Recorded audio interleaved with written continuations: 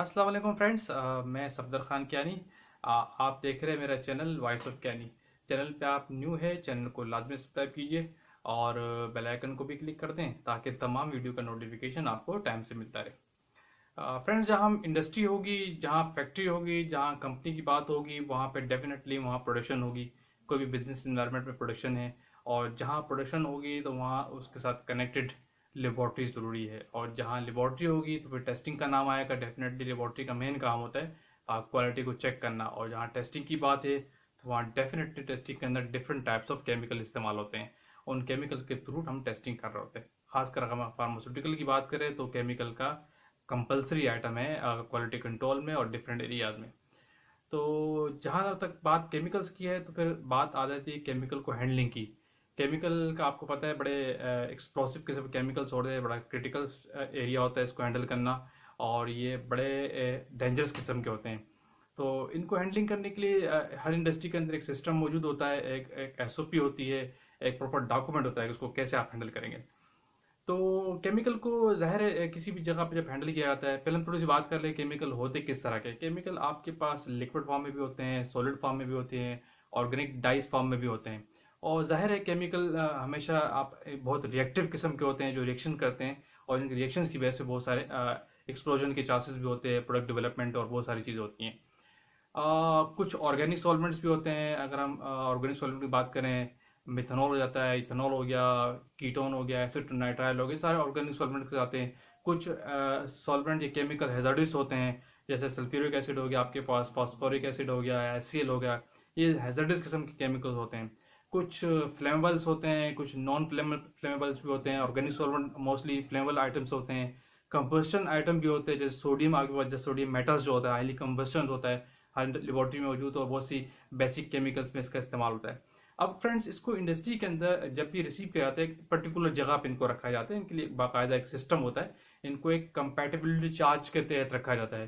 Compatibility charge आपका apply हो रहा था जहाँ पे सेफ्टी कैबिनेट्स आपके होते हैं। बहुत सी इंडस्ट्रीज में एक स्विमिंग वुड बने होते हैं, वहाँ पे इन केमिकल्स को रखा जाता है एक पर्टिकुलर सिस्टम के तहत। लेकिन अब इतनी एडवांस टेक्निक आ गई कि एडवांस सिस्टम आ गए, मार्केट में सेफ्टी कैबिनेट्स अवेलेबल हैं जिनके आगे जो जो ब्लास्ट प्रूफ होते हैं नॉर्मली, और एक्सप्लोजन में चांसेस कम हो जाते हैं। अगर कोई चीज़ स्पॉइल हो जाए, एक्सप्लोज हो जाए, तो वो आजकल मार्केट में सेफ्टी कैबिनेट्स अवेलेबल हैं। तो आप बहुत सी इंडस्ट्रीज उनको अडॉप्ट कर रही है, उन चीज़ों को इस्तेमाल कर रही है। जब ये नहीं थे तो इंडस्ट्रीज में एक लेबोरेटरी के एरिया में और कुछ जो स्टॉक एरिया होता है वहाँ पर उन्होंने जगह बनाई होती है, और वहाँ पे वेंटिलेटेड सिस्टम्स और क्या कहते हैं एयर सिस्टम बाकायदा रखा जाता है, और एक कंपेटिबिलिटी चार्ट लगा होता है।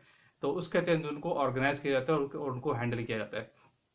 जितने भी केमिकल्स हैं आप जो सेफनी कैबिनेट पे भी रखे जाते हैं, तो लेकिन कंपैटिबिलिटी चार्ट जो है उसको अप्लाई करना लाजमी है। वो एक कंपैटिबिलिटी चार्ट है जो आपको बताता है कि आपने केमिकल्स को किससे दूर रखना है और किसको किससे करीब रखना है। वो चार्ट आपको बताता होता है कि आपको जो एक्सप्लोजिव मटेरियल्स हैं उनके दरमियान कितना डिस्टेंस रखना है और किन के दरमियान डिस्टेंस नहीं रखना, कौन से केमिकल्स हैं जो साथ रखे जा सकते हैं और कौन से केमिकल साथ नहीं रखे जा सकते हैं, और कौन से ऐसे केमिकल्स हैं जिनको अगर साथ नहीं रखा जाता तो कितने डिस्टेंस पर रखा जाता है, उनमें 3 फीट का डिस्टेंस हो या 1 फीट का डिस्टेंस हो। ये सारी चीज़ें आपको कंपैटिबिलिटी चार्ट आपको बता रहा होता है।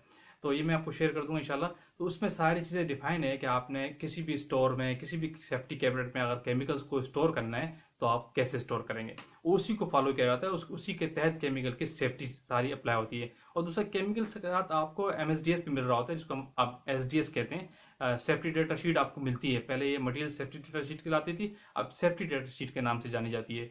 तो उसमें भी बहुत सारी सारी इन्फॉर्मेशन अवेलेबल होती है कि आप किसी भी केमिकल को हैंडल करेंगे तो किस तरीके से हैंडल करेंगे। एनीवे, ये इसका वो स्टोरेज का तरीका है। बहुत सी जगहों पे जब अब आपको डेफिनेटली ज़ाहिर है केमिकल्स बहुत सारे स्टॉक फॉर्म में आपके पास आते हैं और एज पर कंजप्शन आते हैं। आप अपनी कंजप्शन देखते हैं, कितनी कंजप्शन उस लिहाज से आप ऑर्डर करते हैं। कुछ सेफ्टी कैबिनेट्स का सेक्शन होता है आपके लेबोरेटरी एरिया के अंदर होता है, क्योंकि इन केमिकल का ज़्यादा रिलेशन टेस्टिंग से, और कुछ ही केमिकल प्रोडक्शन में भी यूज़ होते हैं, जाहिर सी बात है। तो जो सेफ्टी कैबिनेट्स होते हैं कुछ तो आपके एरिया के पास होते हैं, और कुछ सेफ्टी कैबिनेट्स आपके प्रोडक्शन से एरिया से दूर होते हैं जहाँ पे बल्क मटेरियल रखा जाता है। ज़ाहिर है बहुत सारी जगह पे बहुत सारा मटेरियल एक जगह पे स्टोर करना ज़रा मुश्किल हो जाता है, तो फिर लोग इसको अलग एक स्टोरेज बना देते हैं और उन जगहों पे इन केमिकल को स्टोर किया जाता है। اور ان کے لیے پھر اس میں بھی بڑی پریکاشنس ہے کہ ہینڈل کیسے کرنا ہے. اینالسٹ اکثر اس میں فیلئر کر رہے ہوتے ہیں, تو ہم بیسٹ پریکٹس کو بھی ڈسکس کریں گے اور ڈسکس کرتے ہیں کہ آپ ان کو اگر لیبارٹری لیول پہ آپ ٹیسٹنگ میں استعمال کرتے ہیں تو کیسے ہینڈل کریں گے. فرض کریں کسی بھی لیبارٹری میں آپ نے سیمپل رکھے ہیں یا سیفٹی کیبنٹس میں رکھے ہیں, تو ڈیفینیٹلی آپ کمپیٹیبلٹی چارٹ تو اپلائی کریں گے ہی کریں گے. لیکن پھر اس کی یوزیج کی بات آتی ہے, تو اس کو یوز کیسے کرنا ہے, اس کو ہینڈل کیسے کرنا ہے. کچھ انالسٹ جو اس میں مسٹیکس کرتے ہیں, میں ان مسٹیک کو ڈسکس کروں گا اور اس کا بیسٹ طریقہ کیا ہے اس کو بھی ہم ڈسکس کریں گے کہ آپ کو اس کو کیسے یوز کرنا چاہیے. فار ایگزامپل, آپ اگر اپنے لیب کے سیفٹی کیبنٹ کو کھولتے ہیں اور کوئی کیبنٹ کی بوتل نکالتے ہیں میتھنول کی یا ایسیٹونائٹرائل کی یا ایتھنول کی, جو 2.5 لیٹر کی یا 1 لیٹر کی جو بھی ہے, تو اکثر اینالسٹ لوگ یہ مسٹیک کر رہے ہوتے ہیں کہ اگر لیٹ سپوز آپ نے 250 ml کی ایک بوتل نکالی ہے کسی سیفٹی کیبنٹ سے, تو اس کو بڑے کیئرفلی طریقے سے نکال کے اپنے ٹیبل پہ لے کے جانا چاہیے. بڑے رف طریقے اس کو اوپر سے کیپ سے نہیں پکڑنا چاہیے, اس کو اپنی گرپ سے پکڑنا چاہیے. لوگ اس پہ بڑا مس یوز کر رہے ہوتے, اس کو بڑے نارمل وے میں لے رہے ہوتے. تو سب سے پہلے آپ کے پاس سیفٹی گوگلس ہونے چاہیے, سیفٹی پیس کا آپ خیال رکھیں گے. سیفٹی گوگلس آپ پہنیں گے, اپنے آئی ملسکس سے اوپر کیمیکل کو نہیں ہونا چاہیے. اگر آپ یوں اٹھا رہے ہیں تو بڑا ڈینجرس ہو جاتا ہے, اگر یوں کر کے اٹھائیں گے تو کیمیکلس کا آپ اپنے اس کو لیول پہ آئیں, پھر اس کو اٹھا کے پھر نیچے لے کے آئیں. اگر سپورٹ چاہیے تو اس کی سیفٹی کے لیے آپ کسی کی سپورٹ لیں. تو آپ کے پاس سیفٹی گوگلس پہنے ہوئے ہونے چاہیے آپ کو, اور وینائل کے گلوز آپ کے پاس ہونے چاہیے, جو اگر کوئی اسپوائل ہو جائے, گر جائے, تو آپ کے ہاتھ سیف رہیں, آپ فزیکلی آپ سیف رہیں. ٹھیک ہے. جب آپ اس کو ریسیو کرتے ہیں تو آرام سے ہینڈلی کیئرفل کر اپنے ٹیبل پہ لے کے آئیں گے. اور ایک دوسری مسٹیک جو یہاں پہ لوگ اکثر کرتے ہیں کہ اس کیمیکل کو یوز کرنے کے لیے, لیٹ سپوز اگر کسی اینالسٹ کو کیمیکل 150 ml ریکوائرڈ ہے, اس بوتل سے اس کو 150 ml لینا ہے, تو وہ اینالسٹ کی بڑی مسٹیک نارملی جو کرتے ہیں, یہ آبزرو کی گئی ہے, جو ان کو نہیں کرنی چاہیے, وہ اس بوتل سے ڈائریکٹ کسی میجرنگ سلنڈر میں یا 200 ml کے سلنڈر میں ڈائریکٹ لے رہے ہوتے ہیں, جو بڑی ورس پریکٹس ہے, غلط پریکٹس ہے. کبھی بھی اس طرح نہیں کیا جاتا. جب بھی آپ کو لیٹ سپوز اگر 100 ml یوز کرنا ہے یا 150 ml یوز کرنا ہے یا 25 ml یوز کرنا ہے, آپ اس کو پہلے کسی بیکر کے اندر نکالیں گے, چھوٹے بیکر میں ریکوائرڈ کوانٹٹی, اور پھر اس بیکر سے اپنے میجرنگ سلنڈر میں ڈالیں گے. یہ ہے بیسٹ پریکٹس, یاد رکھیے گا. کبھی بھی ڈائریکٹ اس بوٹل کو آپ میجرنگ سلنڈر پہ یوز نہیں کریں گے, یہ غلط طریقہ ہے, یہ یاد رکھیے گا. یہ ہم نے ایک اچھے طریقے کی بات کی. دوسرا, اگر آپ کے پاس جب آپ کیمیکل کو ریسیو کرتے ہیں, اگر آپ کا کیمیکل آپ کے پاس شارٹ ہو گیا آپ کے لیبارٹری کے سیفٹی کیبنٹ کے اندر, تو اگر آپ اس کیمیکل کو اپنے دوسرے مین اسٹور میں لینے جاتے ہیں, لیٹ سپوز اگر آپ کا مین اسٹور لیبارٹری سے دور ہے, آپ کے پریمیسز سے باہر ہے, آپ کے وہ کنٹرول ایریا سے باہر ہے, تو اگر آپ وہاں کیمیکل ریسیو کرتے ہیں تو وہاں سے لے کر آئیں گے, تو کیسے لے کے آئیں گے. اس کے لیے بیسٹ پریکٹس یہی ہے کہ جب بھی آپ فیومنگ ہوڈ یا کے اسٹور کے میڈیکل اسٹور میں جائیں گے, کبھی بھی اکیلے نہیں جاتے, یاد رکھیے گا. جب بھی آپ اسٹور میں جائیں گے تو آپ کے ساتھ ایک سب آرڈینیٹ ہونا ضروری ہے, کیونکہ وہاں فیومس ہوتے ہیں, سب کچھ ہوتے ہیں.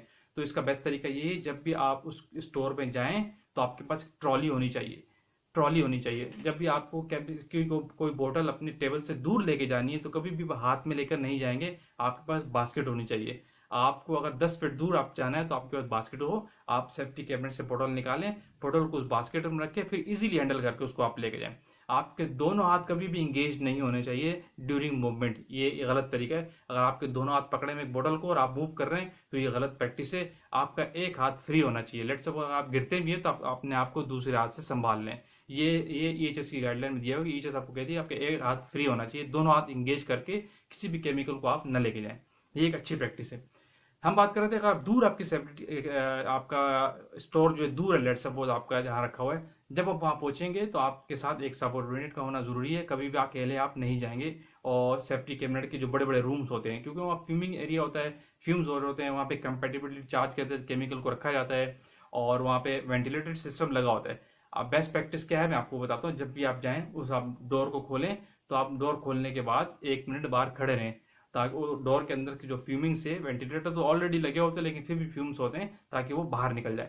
اس کے بعد پھر آپ اپنے سب آرڈینیٹ کے ساتھ جائیں گے اندر, جو ریکوائرڈ آپ کی بوٹل ہے وہ آپ لیں گے اور اپنی ٹرالی میں رکھیں گے. اگر آپ کو 2 لینی, 4 لینی, 5 لینی, یا پھر اگر 1 لینی, تو باسکٹ آپ کے پاس ہونی چاہیے. یہ ہو گیا ایک طریقہ. پھر آپ اس ٹرالی کو اگر لے کے آتے ہیں اپنے لیبارٹری تک, اور اگر آپ کو وہاں پہ کوئی بائی پاس ہے, یعنی آپ ڈائریکٹ اب آپ لیبر کیبل بوتل لے کے آئے اور ایک وہاں پہ انٹرچینج ہے, انٹرچینج کے بعد ڈیفینیٹلی آپ کو چینج کرنا ہے, اور آپ اس ڈریس کے ساتھ اندر نہیں آ سکتے اپنے کنٹرول ایریا میں. تو اس کا طریقہ کار یہ ہوتا ہے کہ آپ وہ بارڈر ایمرجنسی ایگزٹ سے یا کسی بھی انٹرچینج سے اندر کریں گے, تو وہاں پہ کسی کو کھڑا کریں گے. پہلے جو آپ کا سبورڈینیٹ ہے اس کو پہلے آپ اندر بھیجیں گے, وہ اندر والی سائڈ پہ آئے گا, اور پھر اس کے بعد اس کو وہاں بوٹل ہینڈ اوور کریں گے. پھر آپ وہاں سے اندر چینج کر کے جائیں گے, پھر آپ ان بوٹل کو ریسیو کریں گے اس ٹرالی کے اگینسٹ. कभी भी ऐसी प्रैक्टिस आप नहीं करेंगे कि कोई आपका ऐसा इंटरचेंज है कि आप वहाँ मटेरियल आपका बॉर्डर्स केमिकल हैजर्डस रख के चले जाएं और आप अंदर से चेंज करके आएँ और उस बॉर्डर के पास कोई शख्स ना हो। तो ये गलत प्रैक्टिस है, बड़ी ये जीएमपी के और बेस्ट प्रैक्टिस के और ईएचएस के खिलाफ है।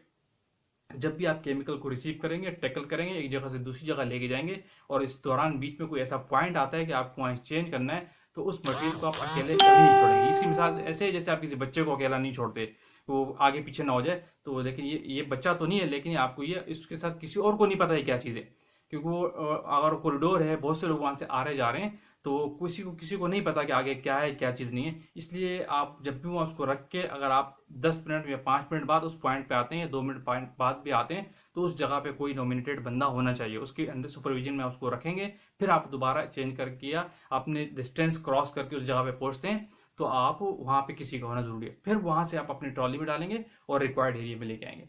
ये एक बेस्ट प्रैक्टिस है। किसी अगर दूसरी जगह से अपने यानी फैक्ट्री के प्रीमिसेस के अंदर भी अगर आप केमिकल को एक जगह से दूसरी जगह ट्रेवल करते हैं, तो कैसे आप ट्रेवल करेंगे? नंबर 1 कि आप अकेले नहीं जाएंगे, नंबर 2 आपके साथ सबऑर्डिनेट होना चाहिए, दूसरा उस स्टोर के अंदर जो बड़ा रूम है जहाँ पे आपके बहुत सारे केमिकल रखे हैं, अकेले कभी अंदर नहीं जाएंगे, आप खोल के गेट फ्यूमिंग्स आउट करेंगे, थोड़ी देर वेट करेंगे, फिर किसी के साथ लेके आएंगे। और अगर बीच में कोई आपका इंटरचेंज आता है जहाँ पे इंटरचेंज होना है, तो आप केमिकल को अकेले छोड़ के कभी नहीं जाएंगे, वहाँ किसी को छोड़ के किसी की सुपरविजन में रखेंगे, फिर आप दोबारा उस पोजीशन पे आएंगे।